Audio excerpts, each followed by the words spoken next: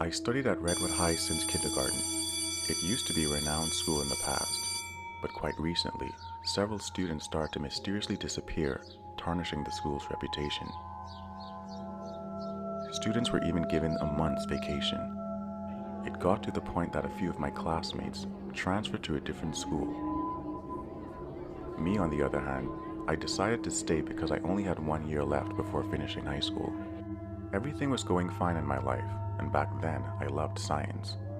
My science teacher, who was also our coordinator, Miss Jessica, would ask me to stay after school for extra classes.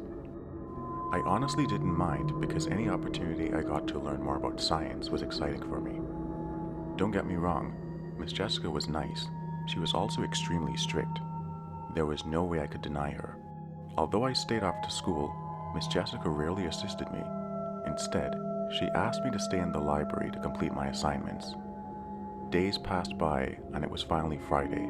I clearly remember that day, because that day would change my life forever. The weather wasn't the best. The sky looked seemingly dark from 2 p.m., and the wind was blowing heavily. In a matter of time, it began to rain. After 3 p.m., everyone happily hurried back to their homes except me. I headed towards the library for my extra classes, but surprisingly enough, the library was locked. I was confused and thought of going home, but as I pushed the main door, it felt really stiff. Adrenaline pumped through my body as I realized the door was locked. At that moment, I was terrified. The lights in the hallway were also flickering, and I had no idea what to do. I banged on the door until my fists hurt, but no one came to help. I looked around each and every room, but all the doors were locked besides Miss Jessica's. I entered her room and turned on the light. Although the lights were dim, I could see things clearly. I noticed a landline on her desk, but more than that, the newspaper cutouts in one of the drawers caught my attention.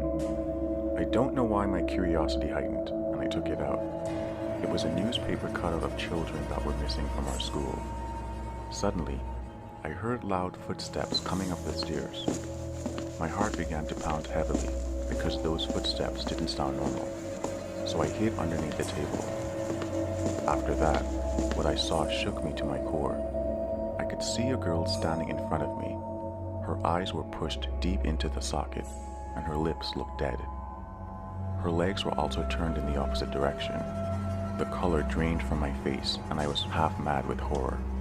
In each passing second, the girl came closer towards me, but as she reached the corner of the room, the girl disappeared. My heart hammered inside my chest. I slowly came out from the table and began to look around.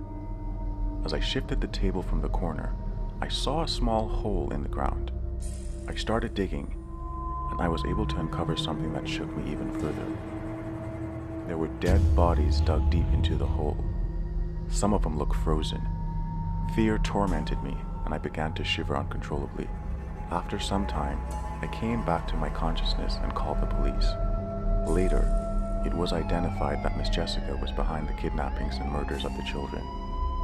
To this day, I get goosebumps in my body thinking about that incident.